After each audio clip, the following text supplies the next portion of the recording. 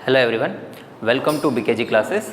हम लोग आज टॉपिक शुरू कर रहे हैं एक्सक्रीशन। ये लाइफ प्रोसेसेस चैप्टर का 4th टॉपिक है। ठीक है, हम इसके पहले डाइजेशन, रेस्पिरेशन और ट्रांसपोर्टेशन पढ़ चुके हैं। हम 4th लाइफ प्रोसेस जो कि है एक्सक्रीशन उसको समझ रहे हैं। ये एक प्रोसेस है जिसमें वेस्ट सब्सटेंसेस को रिमूव किया जाता है। तो इसको डिफाइन कैसे करेंगे एक्सक्रीशन को? It is a process by which waste substances are removed from the body, या यूँ भी बोल सकते हैं removal of waste substances from the body. Now waste substances होते क्या हैं और कैसे बॉडी में ये जनरेट हो रहे हैं? हमारी बॉडी में बहुत सारी मेटाबॉलिक प्रोसेसेस हो रही है या बहुत सारी फंक्शनिंग हो रही है सेल के अंदर भी।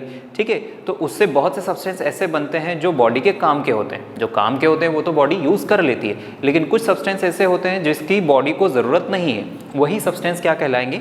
Waste substances. ठीक है, और इन वेस्ट सब्सटेंसेस को रिमूव करने की प्रोसेस, बॉडी से इन वेस्ट सब्सटेंसेस को रिमूव करने की प्रोसेस कहलाएगी एक्सक्रीशन। ठीक है, now this waste substances are categorised into 2 groups. Waste substances जो बॉडी में जनरेट होते हैं उनको 2 ग्रुप में डिवाइड कर सकते हैं। ठीक है, सबसे पहला इसका टाइप होता है nitrogenous waste substance, nitrogenous waste substances, और दूसरा टाइप जो होता है वो है नॉन नाइट्रोजिनस वेस्ट सब्सटेंसेस।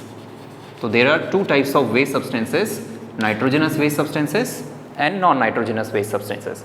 नाम से लग रहा है नाइट्रोजिनस वेस्ट सब्सटेंसेस वो होंगे जिनके केमिकल स्ट्रक्चर में क्या प्रेजेंट होगी? नाइट्रोजन प्रेजेंट होगी। केमिकल स्ट्रक्चर में नाइट्रोजन अगर प्रेजेंट है, ऐसे वेस्ट सब्सटेंसेस जिनके केमिकल स्ट्रक्चर में नाइट्रोजन प्रेजेंट है उनको बोलेंगे nitrogenous waste. For example ammonia, urea and uric acid, कुछ ऐसे वेस्ट सब्सटेंसेस हैं जिनमें नाइट्रोजन प्रेजेंट होती है। ठीक है, जबकि नॉन नाइट्रोजनस वेस्ट सब्सटेंस वो होंगे जिसके केमिकल स्ट्रक्चर में नाइट्रोजन प्रेजेंट नहीं है, तो इसलिए हम बोलेंगे नाइट्रोजन एब्सेंट। ठीक है, और यहाँ पर एग्जाम्पल में हम क्या बोल सकते हैं? तो कार्बन डाइऑक्साइड, एक्सेस वाटर की बॉडी को ज़रूरत होती है, लेकिन कुछ वाटर ऐसा होता है जो बॉडी को एक्सेस में होता है तो बॉडी उसको रिमूव करती है। तो कार्बन डाइऑक्साइड, वाटर या फिर कुछ आयंस। ठीक है, तो ये कहलाएंगे नॉन नाइट्रोजनस वेस्ट सब्सटेंसेस। अब इनमें से ह्यूमन बींग्स जो हैं वो एक्सक्रीट करते हैं यूरिया। ठीक है, ह्यूमन बींग्स क्या एक्सक्रीट करते हैं? यूरिया। ठीक है, कुछ एनिमल्स अमोनिया भी एक्सक्रीट करते हैं और कुछ यूरिक एसिड भी एक्सक्रीट करते हैं, बट अगर हम ह्यूमन बींग की बात करें तो ह्यूमन बींग्स यूरिया एक्सक्रीट करते हैं। ठीक है, और इन नाइट्रोजनस वेस्ट सब्सटेंसेस को रिमूव करने के लिए जिस सिस्टम की ज़रूरत होगी उसी को बोलेंगे हम एक्सक्रीटरी सिस्टम। जैसे डाइजेशन के लिए डाइजेस्टिव सिस्टम होता है ना, रेस्पिरेशन के लिए रेस्पिरेटरी सिस्टम होता है, वैसे ही एक्सक्रीशन के लिए एक्सक्रीटरी सिस्टम होगा। ठीक है, तो ये यूरिया एक्सक्रीट करेंगे ह्यूमन बींग्स कौन से सिस्टम के थ्रू? एक्सक्रीटरी सिस्टम के through. What about carbon dioxide, water and ions? तो कार्बन डाइऑक्साइड को हम पढ़ चुके हैं ऑलरेडी, ये ब्रीदिंग के समय बॉडी से रिमूव हो जाती है। ठीक है, ब्रीदिंग के समय बॉडी से ये रिमूव हो जाएगी। एक्सेस वाटर अगर रहेगा तो वो भी एक्सक्रीटरी सिस्टम से ही रिमूव होगा, लेकिन कुछ अमाउंट वाटर का स्वेटिंग से भी रिमूव हो सकता है।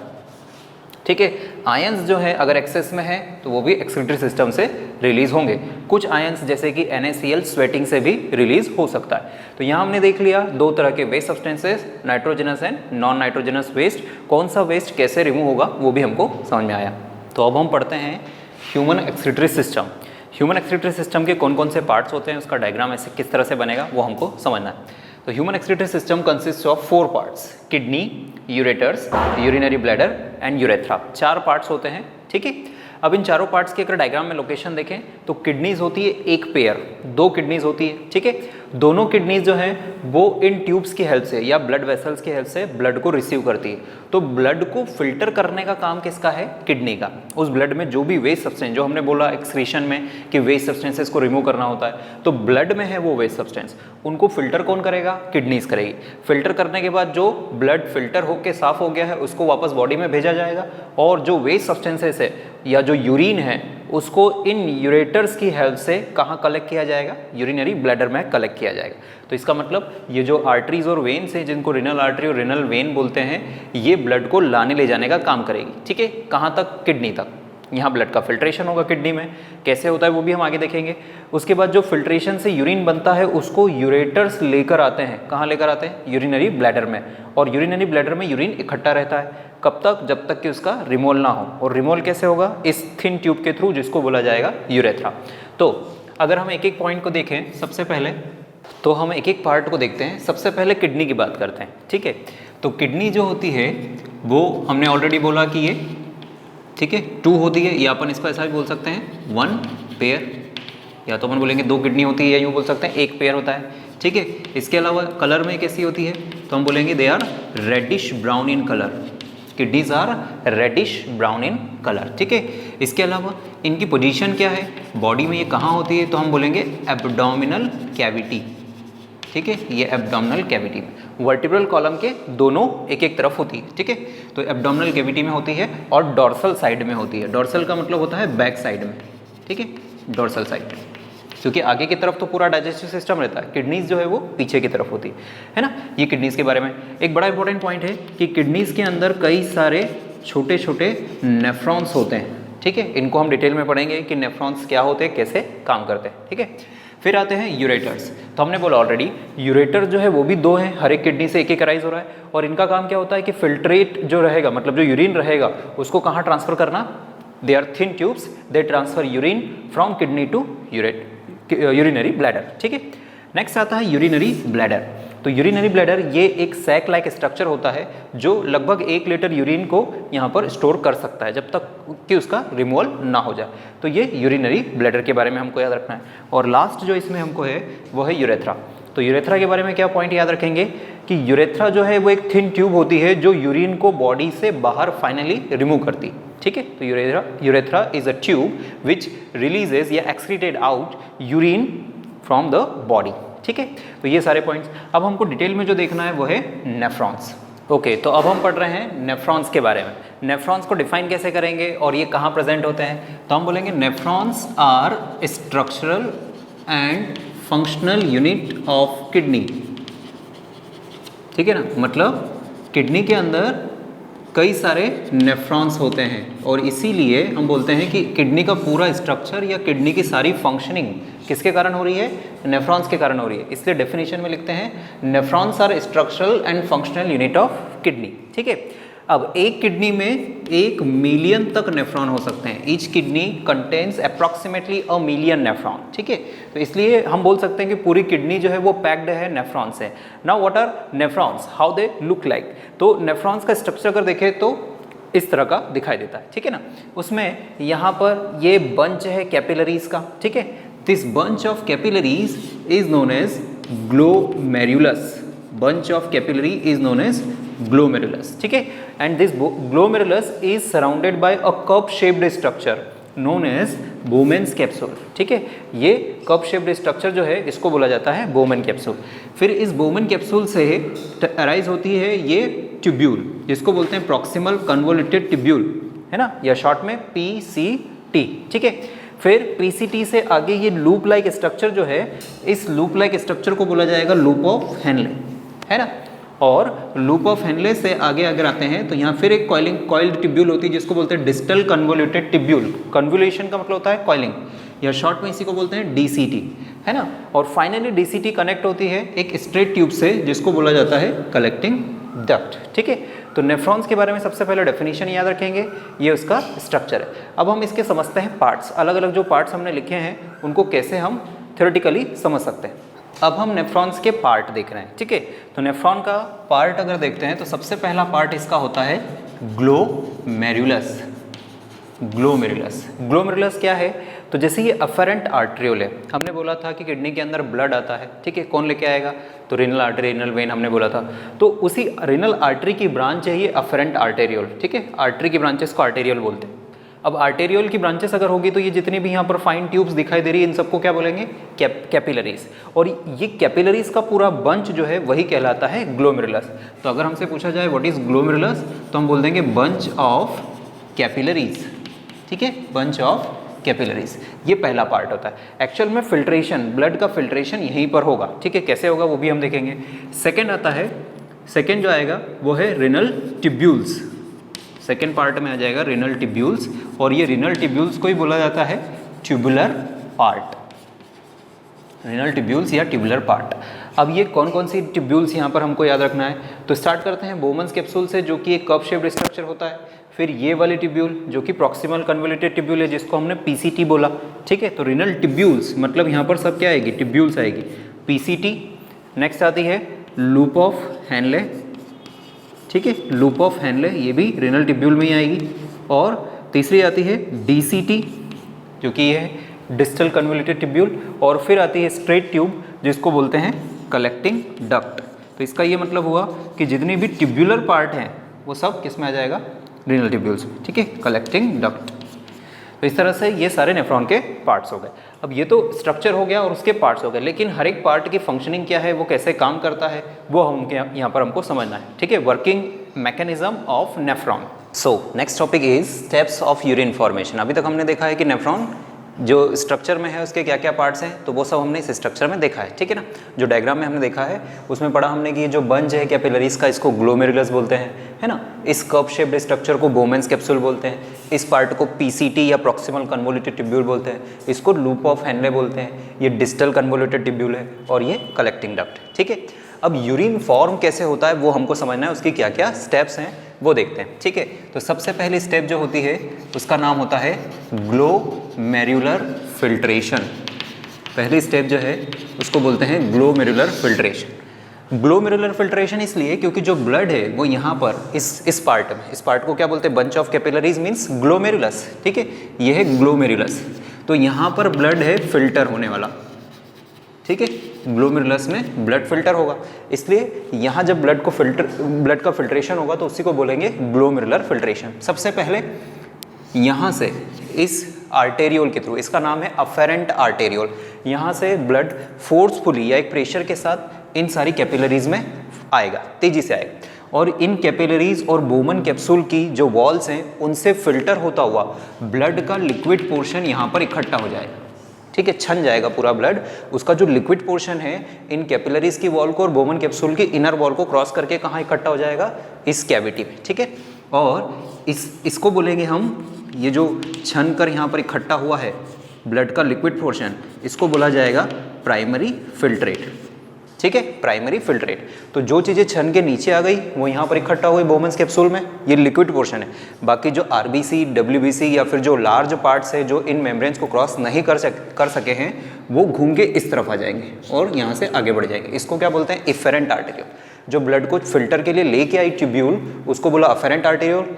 कैपिलरीज में फिल्ट्रेशन हुआ, ठीक है, जो चीज़ें छन गई वो नीचे आया, उसको बोल दिया हमने प्राइमरी फिल्ट्रेट। जो चीज़ें नहीं फिल्टर हो पाई वो इधर से निकल जाएगी, आरबीसी, डब्ल्यूबीसी या और जो लिक्विड पोर्शन बचा है वो निकल जाएगी, और इस ट्यूब्यूल का नाम होगा इफेरेंट आर्टेरियोल, ठीक है ना, इसको बोल दिया जाएगा इफेरेंट आर्टेरियोल। जबकि ये क्या है, तो इसको बोला जाता है अफेरेंट आर्टेरियोल, क्योंकि ये ब्लड को लाने का काम कर रही है, ठीक है। नाउ अब ये जो प्राइमरी फिल्ट्रेट बना है इसका क्या होगा, तो पहली स्टेप हमको समझ में आई, ग्लोमेरुलस में ब्लड का फिल्ट्रेशन हो रहा है, इसलिए इस स्टेप को बोलते हैं glomerular filtration. This step is also known as ultra filtration, ठीक है। ग्लोमेरुलर फिल्ट्रेशन को क्या बोलेंगे, अल्ट्रा फिल्ट्रेशन, है ना। अल्ट्रा फिल्ट्रेशन इसलिए क्योंकि यहाँ पर फिल्ट्रेशन बहुत फाइन होता है, मतलब काफ़ी अच्छे से फिल्ट्रेशन हो रहा है, इसलिए इस स्टेप को और क्या बोलते हैं, अल्ट्रा फिल्ट्रेशन। नाउ जैसे ग्लोमेरुलर फिल्ट्रेशन हुआ, क्या बन गया, बोमन कैप्सूल की जो कैविटी है यहाँ पर प्राइमरी फिल्ट्रेट बन गया, ठीक है। फोर्सफुली ब्लड आया था तो इन दोनों की मेम्ब्रेन से क्रॉस होकर लिक्विड पोर्शन जो है वो बेसिकली डिफ्यूज हो गया और बन गया क्या, प्राइमरी फिल्ट्रेट, ठीक है। नाउ सेकेंड स्टेप जो है वो प्राइमरी फिल्ट्रेट के बारे में ही है, और सेकेंड स्टेप को बोला जाता है selective reabsorption. Second step is known as selective reabsorption, है ना। अब नाम से ही लग रहा है कि यहाँ पर किसी चीज़ का रीएब्जॉर्प्शन होगा, किसका होगा, तो यहाँ हम समझते हैं ये जो प्राइमरी फिल्ट्रेट बना है बोमन कैप्सूल में, जो प्राइमरी फिल्ट्रेट बना है इसमें दो तरह की चीज़ें होती हैं, ठीक है। एक तो कुछ चीज़ें जो बॉडी को काम में आने वाली यूजफुल सब्सटेंसेस, और इसी प्राइमरी फिल्ट्रेट में कुछ चीज़ें ऐसी होती है जो बॉडी को काम में नहीं आने वाली, जो हमने बोला भी था जिनको वेस्ट सब्सटेंसेस बोलते हैं। तो यूजफुल सब्सटेंसेस क्या हो सकते हैं इसमें, इस प्राइमरी फिल्ट्रेट में दो तरह की चीज़ें हैं, इसमें ग्लूकोज हो सकता है, ठीक है, इसमें कुछ आयंस हो सकते हैं, इसमें थोड़ा बहुत वाटर हो सकता है जिसकी ज़रूरत है बॉडी को, ठीक है, या कुछ अमीनो एसिड्स हो सकते हैं। जबकि वेस्ट सब्सटेंसेस में क्या है बेसिकली, तो हमने बोला ही था ह्यूमन बींग्स किसको एक्सक्रीट करते हैं, यूरिया को एक्सक्रीट करते हैं, ठीक है। ऐसा भी हो सकता है कि कुछ आयंस को बॉडी से, कुछ आयंस ऐसे होते हैं जो यूज़फुल होते हैं तो उनको बॉडी वापस रीअब्जॉर्ब करेगी, और कुछ आयंस ऐसे होते हैं जो वेस्ट होते हैं तो उनको बॉडी रिमूव करेगी, ठीक है। और तीसरा हम यहाँ पर बोल सकते हैं एक्सेस वाटर, ठीक है, थोड़ा बहुत वाटर जो है बॉडी रीअब्जॉर्ब कर लेती है और बाकी का जो वाटर है उसको रिमूव करना होता है। That means the primary filtrate which is formed in the Bowman capsule when flows through PCT, this tube is PCT, when the primary filtrate which is formed inside the cavity of Bowman's capsule when flows from PCT, useful substances are reabsorbed, ठीक है। तो इसीलिए selected substances, क्योंकि केवल किसकी दो primary filtrate दो चीज़ों से मिलकर बना है, यूजफुल और वेस्ट सब्सटेंसेस, लेकिन जब ये प्राइमरी फिल्ट्रेट यहाँ से आगे बढ़ता है किस तरफ, प्रॉक्सिमल कन्वोल्यूटेड ट्यूब्यूल की तरफ, तो इस प्राइमरी फिल्ट्रेट में से जो यूजफुल सब्सटेंसेस होते हैं उसको बॉडी क्या करते जाती है, सिलेक्टेड सब्सटेंसेस को ही बॉडी क्या कर रही है, रीअब्जॉर्ब करते जा रही है। इसलिए सेकेंड स्टेप को क्या बोलेंगे, सिलेक्टिव रीअब्जॉर्प्शन, ठीक है ना। यहाँ से आगे बढ़ के सिलेक्टिव रीअब्जॉर्प्शन हो गया, ये आगे बढ़ते जा रहा है और किस तरह पहुँचेंगे, लूप ऑफ हेनले की तरफ। इसका नाम क्या है, इस लूप का नाम है लूप ऑफ हेनले, ठीक है। तो यहाँ पर भी रीअब्जॉर्प्शन चलता रहेगा, थोड़ा बहुत रीअब्जॉर्प्शन DCT में भी होता है और कुछ रीअब्जॉर्प्शन जो है वो कलेक्टिंग डक्ट में भी होता है, ठीक है। तो इसलिए क्योंकि सिलेक्टेड सब्सटेंसेस का ही रीअब्जॉर्प्शन हो रहा है इसलिए क्या बोला जा रहा है, सिलेक्टिव रीअब्जॉर्प्शन बोला है, ठीक है। What happens to waste substance, इनका एब्जॉर्प्शन नहीं हो रहा, ये आगे बढ़ते जा रहे हैं बस, ठीक है। और फाइनली ये कहाँ कलेक्ट हो रहे हैं, इस ट्यूब्यूल में, ठीक है।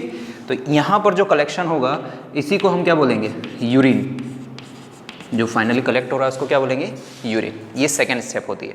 Now third step is secretion,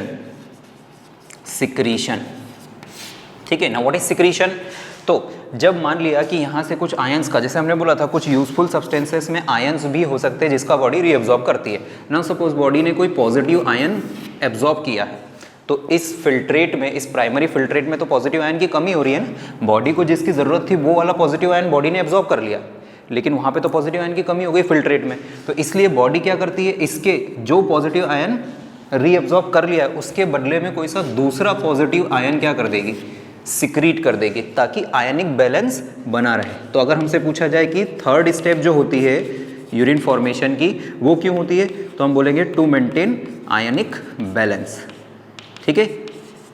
ionic balance बना रहा है दोनों तरफ, बॉडी और फिल्ट्रेट में, इसलिए वहाँ पर इन आयंस का सिक्रीशन बॉडी फिल्ट्रेट में कर सकती एक्सचेंज के बदले, ठीक है। तो इसलिए हम ये तीनों स्टेप्स याद रखते हैं, ग्लोमेरुलर फिल्ट्रेशन, सिलेक्टिव रीअब्जॉर्प्शन और secretion. Steps of urine formation हमने बोली, क्या इसमें लास्ट में यूरिन बन चुका है, बोलेंगे यस यूरिन बन चुका है। Now this urine is collected in this straight tube, this tube is known as collecting duct. इस ट्यूब को क्या बोला जा रहा है, कलेक्टिंग डक्ट, है ना। तो इसमें सारा यूरिन कलेक्ट होता है इसीलिए उसको क्या बोलते हैं, कलेक्टिंग डक्ट। और एक कलेक्टिंग डक्ट जो होती है उससे 8, 10 या कभी कभी 12 तक भी DCT कनेक्टेड होती है। जैसे ये DCT यहाँ पर, ये DCT है, ये कनेक्टेड है, वैसे दूसरी DCT जैसे ये एक ये हो सकती है, ये हो सकती है, इस तरह से। तो DCTs जो है वो एक से ज़्यादा कलेक्टिंग डक्ट में जो है वो जुड़ी हुई रहती है, ताकि सारी DCTs का जो यूरिन है वो फाइनली कलेक्टिंग डक्ट में आ जाए, ठीक है। तो ये सारी स्टेप्स हो गई यूरिन फॉर्मेशन की। अब क्या होता है आगे वो हम देखते हैं। तो अब हम देखते हैं कि जो यूरिन किडनीज में बन गया है उसका आगे क्या होता है। सबसे पहले हमने ये बोला कि जो भी यूरिन बनता है वो कलेक्टिंग डक्ट में होता है, तो हम मान लेते हैं कि ये सारी स्ट्रेट ट्यूब्स जो है कलेक्टिंग डक्ट्स हैं। इस तरह से कलेक्टिंग डक्ट्स जो है वो इस कॉमन पॉइंट पे ओपन होती है दोनों किडनीज, ठीक है। जैसे इस किडनी की भी अगर रहेगी तो ये सब कलेक्टिंग डक्ट्स हैं और इन सब ने DCTs, डिफरेंट DCTs से यूरिन कलेक्ट करके इस पर्टिकुलर पॉइंट पे ऐड कर दिया है उस यूरिन को, ठीक है। अब यहाँ से उस यूरिन को कौन आगे लेके आएगा, तो ये दोनों ट्यूब्स जिसको बोला जा रहा है यूरेटर। हमसे पूछा जा रहा है किडनी का क्या फंक्शन है, तो हम बोलेंगे किडनी में मिलियंस ऑफ नेफ्रॉन्स होते हैं जो ब्लड को फिल्टर करते हैं, और ब्लड को फिल्टर करके जो वेस्ट सब्सटेंसेस है उनको अलग करते हैं जिसको हम यूरिन बोलते हैं अलॉन्ग विथ वाटर, और वो यूरेटर के थ्रू यहाँ आ गया। और जो यूजफुल सब्सटेंसेस है वो वापस कहाँ चले जाएंगे, बॉडी में चले जाएंगे। तो मतलब ब्रीफली अगर किडनी का फंक्शन बोलना है तो हम बोलेंगे फिल्ट्रेशन ऑफ ब्लड, ठीक है। नाउ जो यूरेटर से उनका फंक्शन हमको समझ में आ रहा है कि ये यूरिन को कलेक्ट करते हैं कहाँ पर, यूरिनरी ब्लैडर में, ठीक है। फिर तीसरी चीज़ जो हम यूरिनरी ब्लैडर का ही फंक्शन देखना चाहें तो क्या बोलेंगे, urinary bladder collects the urine, या यूँ भी बोल सकते हैं it stores the urine till it's removal, ठीक है। ये ब्लैडर का काम है। नाउ यूरिनरी ब्लैडर को अगर हम अलग से बनाएं तो इस तरह का ये एक सैक लाइक स्ट्रक्चर होता है, ठीक है। ये सैक लाइक स्ट्रक्चर है और इसमें लगभग 1 लीटर यूरिन इकट्ठा हो सकता है, ठीक है। यहाँ से दोनों ट्यूब्स जो है वो इस तरह से आती है, यूरेटर्स दोनों आ रहे हैं, ठीक है। और यहाँ पर यूरिन जो है वो कलेक्ट होते रहता है। तो ये तो हो गया क्या, यूरेटर, राइट, दोनों ट्यूब्स, ये इस पर्टिकुलर रीजन को हमने अलग से बना लिया। और ये हो गया क्या, यूरिनरी ब्लैडर, ठीक है ना, ये तो हो गया यूरिनरी ब्लैडर। और ये है thin tube urethra. Now this urinary bladder collects the urine. Urinary bladder क्या करता है, यूरिन को कलेक्ट करता है। नाउ कब तक कलेक्ट कर पाएगा, हम ऐसा बोल सकते हैं जब तक कि वो पूरा फिल ना हो जाए, 1 लीटर या उससे थोड़ा बहुत ऊपर नीचे हो सकता है, ठीक है। तो हम बोल सकते हैं 1 लीटर या उससे थोड़ा ज़्यादा यूरिन जब इसमें पूरी तरह से फिल हो जाता है तो इसकी जो यूरिनरी ब्लैडर की जो वॉल होती है इस पे होते हैं कुछ रिसेप्टर्स, ठीक है ना। इस पर क्या होते हैं, कुछ रिसेप्टर्स जो ये डिटेक्ट करते हैं कि यूरिन इसमें पूरी तरह से फिल हो गया है क्या। जैसे ही इसमें यूरिन फिल हो जाता है ये सिग्नल भेज देते हैं किसको, सेंट्रल नर्वस सिस्टम को, दैट मीन्स ब्रेन को, ठीक है। और ब्रेन उसके बदले में वापस रेस्पॉन्स भेज देता है किसको, इस ब्लैडर की मसल्स को। समझना है, यहाँ पर ब्लैडर में यूरिन फिल हो गया, जैसे ही फिल हुआ है वैसे ही सिग्नल्स रिसेप्टर्स को पता लग जाते हैं।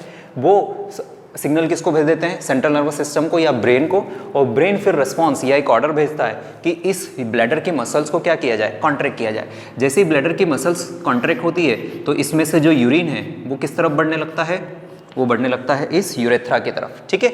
और फिर यूरिन जो है वो यहाँ यूरेथ्रा से बाहर रिमूव हो जाता है। जब यूरिन यूरेथ्रा से बाहर रिमूव होता है तो उसको बोलते हैं मिक्चुरेशन।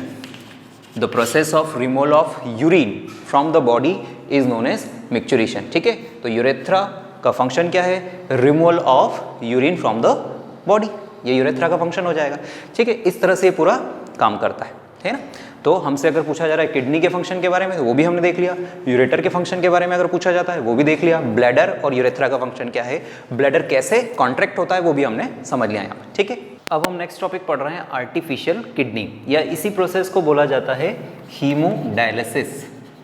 आर्टिफिशियल किडनी या फिर हीमोडायलिसिस, क्या होता है आर्टिफिशियल किडनी या क्या हीमोडायलिसिस का प्रोसीजर है वो समझते हैं। कई बार किसी इंडिविजुअल में नेचुरल किडनी किसी कारण से काम करना बंद कर देती है, जैसे कोई इंजरी हो जाए या कोई और कारण हो तो उसकी जो किडनी है वो फेल हो जाती है, ठीक है। अगर किडनी फेल हो गई दैट मीन्स किडनी का जो नेचुरल फंक्शन है या ओरिजिनल फंक्शन जो है ब्लड को फिल्टर करना वो नहीं कर पाएगी, और अगर वो ब्लड को फिल्टर नहीं कर पाएगी दैट मीन्स जो वेस्ट सब्सटेंसेज है वो बॉडी से रिमूव नहीं हो पाएंगे क्योंकि ब्लड के साथ घूमते रहेंगे। उस केस में अगर नेचुरल किडनी काम नहीं कर रही है तब उस केस में कौन सी किडनी की ज़रूरत पड़ सकती है, आर्टिफिशियल किडनी की ज़रूरत हो सकती है, ठीक है। यहाँ पर आर्टिफिशियल किडनी कैसे काम करती है, ये बिल्कुल नेचुरल किडनी की तरह नहीं दिखती है, ठीक है। यहाँ पर एक मशीन होती है, एक चैम्बर होता है जिसको बोला जाता है डायलाइसिंग चैम्बर, जो कि हमने यहाँ पर रफली बना रखा है, ये है डायलाइसिंग चैम्बर। और इसके अंदर, इस डायलाइसिंग चैम्बर के अंदर भरा होता है एक फ्लूइड जिसको बोलते हैं डायलाइसिंग फ्लूइड, ठीक है। फिर यहाँ पर कुछ ट्यूब्यूल्स होती है, जो ये ट्यूब्यूल्स बनाई हुई है, ये स्ट्रेट ट्यूब्स, इनको बोलते हैं सेलोफेन ट्यूब्यूल्स, ठीक है। ये मेम्ब्रेन इनकी जो होती है वो सेमी परमिएबल होती है। इन ट्यूब्यूल के अंदर ब्लड फ्लो होगा, ठीक है। वो कैसे होगा और कैसे फिल्टर होगा वो हमको समझना है। पहली चीज़ हम ये समझ लें कि जो ब्लड है और जो डायलिसिंग फ्लूइड है उसमें क्या सिमिलरिटी है, ठीक है। ब्लड और डायलिसिंग फ्लूइड में क्या सिमिलरिटी है, ठीक है। तो अगर यहाँ पर ब्लड और डायलिसिंग फ्लूइड दोनों को है ना, तो ब्लड और डायलिसिंग फ्लूइड दोनों को देखा जाए तो जैसा कॉन्सेंट्रेशन ब्लड का होता है, मतलब जो जो चीज़ें ब्लड में होती है, प्लाज्मा, ठीक है, वाटर जितना होना चाहिए, वैसा ही सेम कॉन्सेंट्रेशन किस में होता है, डायलिसिंग फ्लूइड में। मतलब दोनों तरफ कॉन्सेंट्रेशन क्या होता है, बराबर होता है, ब्लड में भी और डायलिसिंग फ्लूइड में भी। इसको डायलिसिंग फ्लूइड को इस तरह से बनाया ही जाता है कि वो सेम ब्लड के जैसा ही हो, एक्सेप्ट क्या, ब्लड में क्या प्रेजेंट होते हैं, नाइट्रोजनस वेस्ट प्रेजेंट होते हैं, ब्लड में नाइट्रोजनस वेस्ट प्रेजेंट होते हैं, जबकि यहाँ पर नाइट्रोजनस वेस्ट एब्सेंट होते हैं। तो बॉडी में जो ब्लड के साथ नाइट्रोजनस वेस्ट घूम रहे हैं उनको बॉडी से रिमूव करना है, ठीक है। तो वो तो यहाँ पर ब्लड में प्रेजेंट है, और डायलिसिंग फ्लूइड जो है उसमें नाइट्रोजनस वेस्ट एब्सेंट है। नाउ सपोज ये जो मेम्ब्रेन है इसको हम मान लेते हैं सिलेक्टिवली परमिएबल मेम्ब्रेन, ठीक है। तो अगर इस तरफ ब्लड हो और इस तरफ डायलिसिंग फ्लूइड हो तो नाइट्रोजनस वेस्ट किस में है, ब्लड में है, और किस में नहीं है, डायलिसिंग फ्लूइड में नहीं है। हम ये चाहते हैं कि ब्लड में से नाइट्रोजनस वेस्ट को हटा दिया जाए, तो अगर इन दोनों फ्लूइड्स को सेपरेट कर दिया जाए एक ऐसी मेम्ब्रेन से जो कि डिफ्यूजन अलाउ करती हो, ठीक है, या ऑस्मोसिस अलाउ करती हो, तो नाइट्रोजनस वेस्ट आसानी से डिफ्यूज हो जाएंगे किस तरफ, उनके हाई कॉन्सेंट्रेशन से लो कॉन्सेंट्रेशन की तरफ, क्योंकि यहाँ पर वो ब्लड में नाइट्रोजनस वेस्ट प्रेजेंट है जबकि यहाँ प्रेजेंट नहीं है। तो ये कंसेप्ट यहाँ पर यूज में आएगा, ठीक है। सबसे पहले तो एक पेशेंट जो है उसकी कोई सुटेबल आर्टरी से ब्लड को निकाला जाएगा, ठीक है। ये हाथ है, इसमें कोई आर्टरी से यहाँ पर ब्लड निकाल के किस मशीन में भेज रहे हैं, इस मशीन में भेज रहे हैं, ठीक है। तो इस टिब्यूल के अंदर ब्लड फ्लो होगा, ठीक है, यहाँ पर ब्लड जो है वो फ्लो हो रहा है इस तरह से। अब जैसे ही यहाँ पर ब्लड फ्लो होगा तो क्या होगा, यहाँ पर ये जो मेम्ब्रेन है, ठीक है, ये टिब्यूल की मेम्ब्रेन कैसी होती है, सिलेक्टिवली परमीएबल। तो यहाँ इस टिब्यूल के अंदर तो क्या है, इन सारी टिब्यूल्स के अंदर ब्लड फ्लो हो रहा है, लेकिन इस टिब्यूल के बाहर की तरफ क्या है, यहाँ पर क्या है, तो यहाँ पर है डायलिसिंग फ्लूइड, और दोनों के बीच में जो मेम्ब्रेन है, कुछ सब्सटेंसेस जो है नाइट्रोजनस वेस्ट सब्सटेंसेस ब्लड में से डिफ्यूज होकर कहाँ इकट्ठा होते जाएंगे, तो ये इकट्ठे होते जाएंगे डायलिसिंग फ्लूइड में, ठीक है। तो ये डायलिसिंग फ्लूइड में से इकट्ठे होते जाएंगे, और हम यही चाहते हैं कि ब्लड में से किसी भी तरीके से नाइट्रोजनस वेस्ट खत्म हो जाए। तो ये नाइट्रोजनस वेस्ट खत्म हो जाएंगे और ये फाइनली कहाँ पहुँचेंगे, इस तरह से।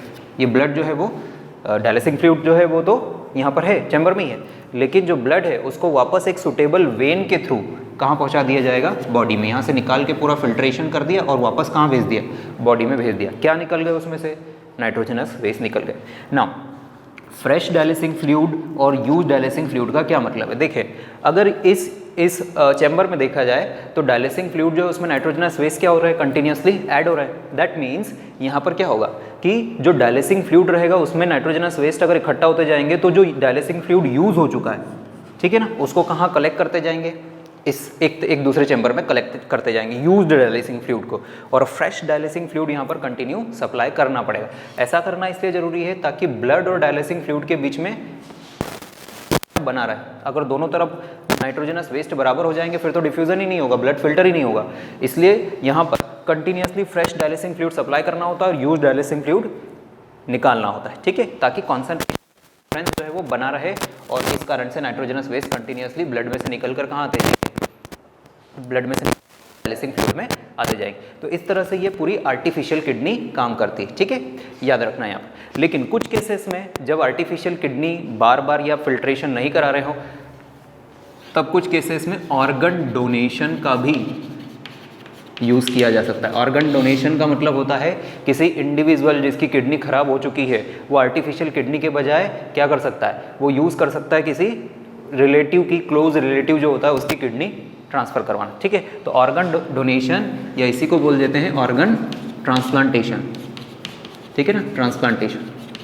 तो जनरली ऑर्गन ट्रांसप्लांटेशन जो होता है वो किस में होता है, जिसकी किडनी फेल हो चुकी है, किडनी काम नहीं कर रही है, तो उस इंडिविजुअल को उसी के किसी रिलेटिव की, जैसे कि मदर, फादर, ब्रदर, सिस्टर, जो क्लोज रिलेटिव है, सबसे क्लोज रिलेटिव, उनकी किडनी ट्रांसफ़र की जा सकती है। एक किडनी पे इंडिविजुअल सर्वाइव कर सकता है, ठीक है। तो जिसने ट्रांसफ़र की एक किडनी, उसके पास भी एक बची, तो एक पे वो भी सर्वाइव कर जाएगा, और जो पेशेंट है एक पे वो भी सर्वाइव कर सकता है, ठीक है। तो इसका मतलब ऑर्गन डोनेशन या ट्रांसप्लांटेशन भी एक पॉसिबिलिटी है, बट इसमें काफ़ी सारी चीज़ें चेक करना पड़ती है कि कहीं इंडिविजुअल की बॉडी में जाने के बाद वो किडनी रिजेक्ट ना हो जाए, इसलिए ये बड़ा कम्बरसम प्रोसेस है, बट पॉसिबल है, ठीक है। तो अगर किसी की किडनी फेल हो जाती है तो उसके पास दो ऑप्शन है, या तो आर्टिफिशियल किडनी से सर्वाइव कर सके या फिर ऑर्गन ट्रांसप्लांटेशन या ऑर्गन डोनेशन पे वो सर्वाइव कर जाए, ठीक है। तो अब हम इस चैप्टर का लास्ट टॉपिक समझ रहे हैं, एक्सक्रीशन इन प्लांट्स। प्लांट्स में एक्सक्रीशन जो है वो एनिमल्स से काफ़ी अलग है, ठीक है। अब यहाँ पर जब भी एक्सक्रीशन हम पढ़ते हैं, किसी भी ऑर्गेनिज्म में पढ़े, तो सबसे पहले तो अपने को पता होना चाहिए कि उस ऑर्गेनिज्म में वेस्ट सब्सटेंस क्या होते हैं। जैसे हमने ह्यूमन बीइंग में भी देखा था कि वेस्ट सब्सटेंसेस दो तरह के, नाइट्रोजनस और नॉन नाइट्रोजनस होते हैं। वैसे प्लांट्स में वेस्ट सब्सटेंस क्या हो सकते हैं, तो कुछ एग्जाम्पल हम देख सकते हैं, जैसे कि ऑक्सीजन, ठीक है, या फिर ऑक्सीजन के अलावा यहीं पर अपन लिख लेते हैं कि कार्बन डाइऑक्साइड कुछ केसेस में, ठीक है, या फिर सेकेंड इसमें हम बोल सकते हैं एक्सेस वाटर, यहाँ पर भी वेस्ट सब्सटेंस हो सकता है ना, एक्सेस वाटर। इसके अलावा कुछ वेस्ट जो होते हैं जैसे कि रेजिन्स, ठीक है, तो ये हो सकता है। अब इसमें रिमूव करने के लिए, वेस्ट सब्सटेंसेस को रिमूव करने के लिए क्या क्या मेथड्स है, तो ऑक्सीजन और कार्बन डाइऑक्साइड जो है उनका गैसेस एक्सचेंज तो स्टोमेटा से होता है, ठीक है। ऑक्सीजन वेस्ट सब्सटेंस कब हो सकती है, ऑक्सीजन वेस्ट सब्सटेंस हो सकती है जब प्रोसेस रेस्पिरेशन की प्रोसेस में उसको यूज़ ना किया जा रहा हो, ठीक है। इसके अपोजिट कार्बन डाइऑक्साइड, हमने पढ़ा ऑक्सीजन दिन के समय में प्लांट रिलीज करते हैं और रात के समय में क्या रिलीज करते हैं, कार्बन डाइऑक्साइड। तो ये जो रिलीज होती है वो कहाँ से होती है, स्टोमेटा से होती है, ठीक है। इसके अलावा एक्सेस वाटर का रिमूव जो होगा वो भी स्टोमेटा से होगा और उसको क्या बोला जाएगा, प्रोसेस को transpiration, removal of excess water, ठीक है, या इवापोरेशन ऑफ वाटर। इसके अलावा रेजिन्स जो है उनको प्लांट जो है वो स्टोर कर लेते हैं अपनी कुछ सेल्स में, है ना। इसके अलावा कुछ प्लांट जो है वो अपनी ओल्ड लीव्स में भी वेस्ट सब्सटेंसेस को स्टोर कर सकते हैं, पुरानी पत्तियों में भी स्टोर कर देंगे और उसके बाद उन पत्तियों को गिरा देंगे। हम देखते हैं कि प्लांट के आसपास कई सारी येलो कलर की पत्तियां जो है वो पड़ी रहती है, वो क्या होती है, वो पुरानी पत्तियां होती है, उनमें वेस्ट सब्सटेंस प्लांट ने कर दी और फिर बाद में उनको गिरा, ठीक है। तो ये भी पॉसिबल है, ठीक है। इसके अलावा जाइलम की कैविटीज़ में, जो जाइलम कंडक्टिव टिश्यू होता है, ठीक है, उसकी कैविटीज़ में भी स्टोर किया जा सकता है वेस्ट सब्सटेंसेस। इसलिए हम देखते हैं कि प्लांट का जो इनर पोर्शन होता है, ट्री का जो बेसिकली ट्री का जो मिडिल पोर्शन होता है वो ज़्यादा हार्ड होता है, क्योंकि जाइलम बीच में होता है और वहाँ पे सब्सटेंसेस जाइलम की जो कैविटीज़ है उसको फिल करते जाएंगे, तो वो स्ट्रॉन्ग होते जाएगा या हार्ड होते जाएगा। तो ये कुछ अलग अलग मेथड्स हो सकती है प्लांट्स में एक्सक्रीशन, ठीक है। जैसे oxygen and carbon dioxide remove करना है तो स्टोमेटा है, वाटर को रिमूव करना है तो भी स्टोमेटा ही होगा, लेकिन प्रोसेस को क्या बोलेंगे, ट्रांसपिरेशन, ठीक है। रेजिन्स के थ्रू रिमूव कर सकते हैं, रेजिन्स को स्टोर कर सकते हैं कुछ सेल्स में, ओल्ड लीव्स में जो है वो वेस्ट सब्सटेंस को स्टोर करके बाद में उनको गिरा सकते हैं, कैविटीज कर सकते हैं, ठीक है। ये कुछ तरीके होते हैं। एक लास्ट तरीका हम और देख सकते हैं यहाँ पर कि कुछ प्लांट ऐसे होते हैं जो डायरेक्टली रूट्स के थ्रू सराउंडिंग सॉइल में भी क्या कर सकते हैं, रूट्स के थ्रू सराउंडिंग सॉइल में भी एक्सक्रीशन कर सकते हैं। तो ये इस चैप्टर का लास्ट टॉपिक था, ये चैप्टर हमारा यहाँ पर कंप्लीट हो गया। फर्स्ट चैप्टर लाइफ प्रोसेसेस के सारे टॉपिक्स हम कंप्लीट कर। एक हम इंपॉर्टेंट टॉपिक यहाँ पर समझ रहे हैं, ट्रांसपोर्टेशन इन प्लांट्स, ठीक है। ट्रांसपोर्टेशन इन प्लांट्स, जैसे हमने ह्यूमन बींग्स में देखा कोई स्पेसिफिक हार्ट है या ब्लड वेसल्स है ना, या ब्लड है जो कंडक्शन कर रहा है, ऐसा प्लांट में नहीं होता। प्लांट में ट्रांसपोर्टेशन के लिए अलग टिश्यूज़ होते हैं, ठीक है, जो ट्रांसपोर्टेशन में हेल्प करते हैं, उनको बोलते हैं वेस्कुलर टिश्यू, या इन्हीं को बोला जाता है कंडक्टिंग टिश्यू, क्योंकि ये सब्सटेंसेस को कंडक्ट कर रहे हैं। तो या तो इनको बोलेंगे वेस्कुलर टिश्यूज़ या फिर इनको बोलेंगे कंडक्टिंग टिश्यू, ठीक है, वेस्कुलर टिश्यू या कंडक्टिव टिश्यू। कौन कौन से होते हैं, तो दो टिश्यू होते हैं, एक होता है जाइलम और दूसरा होता है फ्लोएम। इनके बारे में कुछ इंपॉर्टेंट पॉइंट्स हैं वो हम समझ लेते हैं। जाइलम जो होता है ना, ये बेसिकली जो सबसे इंपॉर्टेंट पॉइंट है उसका ये है कि जाइलम जो है किसका ट्रांसपोर्टेशन करता है, वाटर एंड मिनरल्स का। लेकिन हमने उसके कंपोनेंट्स भी याद करने चाहिए क्या क्या होते हैं। तो जाइलम के कंपोनेंट्स होते हैं 4। पहला होता है ट्रैकिड्स, दूसरा है वेसल्स, फिर आता है जाइलम पैरेन्काइमा और उसके बाद आएगा जाइलम फाइबर्स, ठीक है। तो ट्रैकिड्स, वेसल, जाइलम पैरेन्काइमा और जाइलम फाइबर्स, ये सब जाइलम के कंपोनेंट्स हैं। इसका मेन काम क्या है, तो इसका काम है transportation of water and minerals, ठीक है। अब क्योंकि ये वाटर एब्जॉर्ब कहाँ से करता है, ये वाटर एब्जॉर्ब करता है बेसिकली सॉइल से, ठीक है। तो सॉइल से वाटर एब्जॉर्ब करेगा, सॉइल तो जो रूट्स जो होती है वो सॉइल में होती है, तो वहाँ से एब्जॉर्ब करके किस तरफ भेजेगा, ऊपर की तरफ, इसलिए हमने इसमें लिखा है अपवर्ड कंडक्शन, ठीक है। तो ये 3 पॉइंट्स जो हैं वो किसके आ जाएंगे, जाइलम के। सेम इसके अपोजिट हमको देखना है फ्लोएम के, ठीक है। जैसे इसके 4 कंपोनेंट्स है, वैसे फ्लोएम के भी कितने कंपोनेंट्स हैं, 4। पहला कंपोनेंट है सीव ट्यूब्स, है ना, दूसरा है कंपेनियन सेल्स, तीसरा है फ्लोएम पैरेन्काइमा और उसके बाद आता है फ्लोएम फाइबर्स। ये 4 कंपोनेंट्स किसके हैं, फ्लोएम के, है ना। इसमें भी जो मेन इंपॉर्टेंट पॉइंट है ये है कि ये ट्रांसपोर्टेशन करता है किसका, फूड का, ठीक है। फ्लोएम किसका ट्रांसपोर्टेशन कर रहा है, फूड का, जबकि जाइलम किसका कर रहा है, वाटर एंड मिनरल्स का। नाउ फ्लोएम में की बात अगर हम करते हैं तो फूड का ट्रांसपोर्टेशन उसका फंक्शन है, लेकिन फूड एक्चुअल में है क्या, ग्लूकोज। फूड प्लांट का क्या है, ग्लूकोज। फोटोसिंथेसिस से प्लांट क्या बनाते हैं, ग्लूकोज, और वो ग्लूकोज कहाँ बनता है, लीव्स में, क्योंकि फोटोसिंथेसिस की प्रोसेस कहाँ हो रही है, लीफ में। अब लीफ की पोजीशन कहाँ है प्लांट में, कहीं भी हो सकती है। हो सकता है लीफ में जो फूड बना है वो उसको ऊपर भेजना पड़े, या ऐसा भी हो सकता है कि नीचे रूट्स की तरफ भेजना पड़े। इसीलिए हमने यहाँ पर लिखा है कि यहाँ जो मूवमेंट होता है फ्लोएम के थ्रू वो अपवर्ड भी हो सकता है और डाउनवर्ड भी हो सकता है। कंडक्शन मतलब मूवमेंट, है ना। जबकि जाइलम के थ्रू तो वाटर जो है हमेशा रूट के थ्रू एब्जॉर्ब होकर कहाँ जाए, ऊपर ही जाएगा, इसलिए अपवर्ड कंडक्शन, या इसी को बोल सकते हैं यूनिडायरेक्शनल फ्लो। यूनिडायरेक्शनल इसलिए क्योंकि एक ही डायरेक्शन में क्या चल रहा है, एक ही डायरेक्शन में फ्लो हो रहा है। जबकि यहाँ पर क्या हो रहा है, बाय डायरेक्शनल या मल्टी डायरेक्शनल, है ना। बाय डायरेक्शनल भी बोल सकते हैं या फिर मल्टी डायरेक्शनल भी बोल सकते हैं, क्योंकि अपवर्ड और डाउनवर्ड दोनों तरफ मूवमेंट हो रहा है। तो ये जाइलम और फ्लोएम में कुछ डिफरेंसेस आते हैं, ठीक है। अब यहीं पर एक और इंपॉर्टेंट चीज़ हम समझ लेते हैं, ट्रांसपिरेशन। What is transpiration. तो तो ट्रांसपिरेशन का मतलब होता है जो एक्सेस वाटर होता है, एक्सेस वाटर जो प्लांट में रहता है वो स्टोमेटा के थ्रू क्या होते रहता है, एवोपरेट होता है। वो इसलिए भी होना जरूरी है क्योंकि जब वाटर एवोपरेट होगा तभी नीचे से नया पानी जो है वो ऊपर रूट्स के थ्रू ऊपर आ पाएगा, ठीक है। तो ट्रांसपिरेशन क्या है, तो हम इसको लिख सकते हैं evaporative loss of water, evaporative loss of water from stomata, ठीक है ना। स्टोमेटा से अगर वाटर का इवोपरेशन हो रहा है तो उसको हम बोलेंगे transpiration. But why transpiration is important, तो हम यहाँ पर बोल सकते हैं transpiration is important because it performs two function. क्या, एक तो ये जनरेट करता है एक पुलिंग फोर्स, ठीक है ना, जिसको मैंने अभी बोला कि अगर वाटर लीव्स में से इवोपरेट नहीं होगा तो फिर रूट्स में से ऊपर की तरफ पानी खिंचाएगा कैसे, पुल कैसे होगा। इसलिए पुलिंग फोर्स अगर जनरेट करना है तो ट्रांसपिरेशन होना जरूरी है। अगर ऊपर भी पानी होता तो नीचे से पानी ऊपर आ ही नहीं पाता, इसलिए जो ऊपर का पानी उसको इवोपरेट करना ही पड़ेगा, तभी नीचे से पानी जो है वो कंटिन्यूसली कंडक्ट ऊपर की तरफ हो पाएगा। तो एक पुलिंग फोर्स जनरेट करता है जिसको हम बोलते हैं ट्रांसपिरेशन पुल, ट्रांसपिरेटरी पुल, ठीक है। तो ये एक इम्पॉर्टेंट इसका फंक्शन है।